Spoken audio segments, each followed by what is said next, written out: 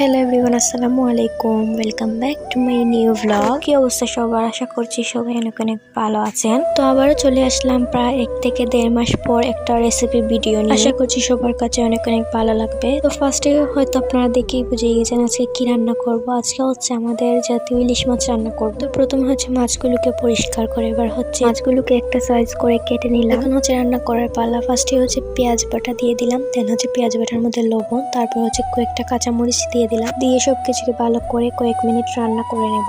তো যাই হোক, আস্তে আস্তে পেঁয়াজটা রান্না হয়ে গেলে এবার সরষে ইলিশের একটা মশলা থাকে, সেটার মধ্যে 2টা প্যাকেট থাকে। একটার মধ্যে সরিষা সবকিছু দেওয়া থাকে, আরেকটা হচ্ছে মাছের মশলা থাকে। তো সবকিছু একসাথে দিয়ে ভালো করে হচ্ছে হলুদ, মরিচ, ধনিয়া গুঁড়ো সবকিছু দিয়ে ভালো করে মশলাটাকে রান্না করে এবার হচ্ছে মাছগুলো দিয়ে দেব। দিয়ে মাছগুলোকে আর কয়েক মিনিট রান্না করে নেব। তারপরে পানি দিয়ে দেব পরিমাণ মতো।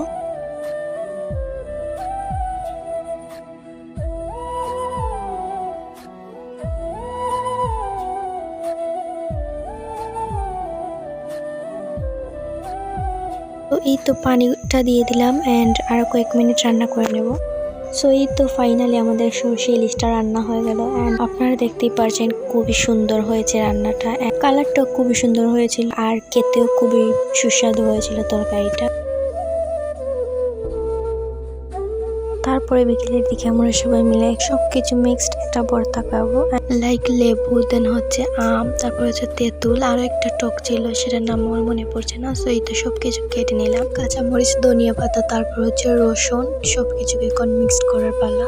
তো এখন হচ্ছে এখানে তেঁতুলগুলোকে একটু হালকা পানি দিয়ে গুলিয়ে নেব, তারপরে বড় একটা পাত্রে সবকিছুকে মিক্সড করে নেব এন্ড আপনারা সবকিছু দেখতেই থাকেন।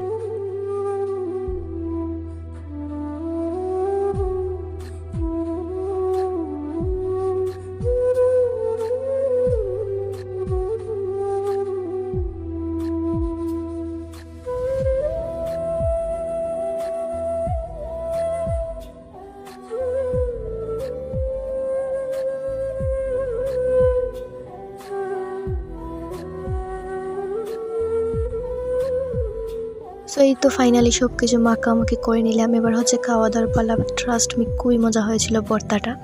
তো যাই হোক, রাতের দিকে দেখলাম খুবই মজার একটা তরকারি রান্না করা হয়েছে, সেটা আর কি হবে, সেটা হচ্ছে খাসির মাংস। তো তরকারিটা খুবই মজা হয়েছিল এন্ড আমি রাতে গরম গরম ভাতের সাথে খাওয়া দাওয়া করে নিচ্ছিলাম। সো আজকের ব্লগটা ছিল এই পর্যন্তই। Thank you so much for watching.